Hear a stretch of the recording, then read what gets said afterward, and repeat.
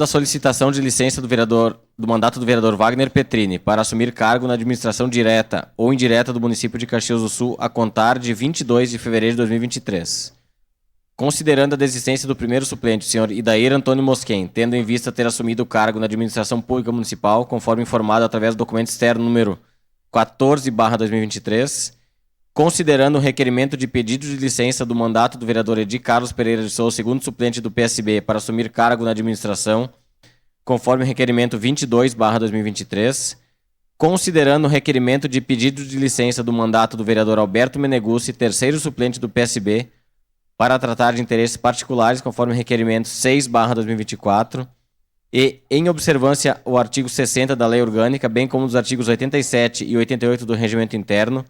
convocamos Vossa Senhoria, como quarto suplente do PSB, a tomar posse no prazo de 15 dias no lugar do aludido titular. Atenciosamente, Marisol Santos, presidente.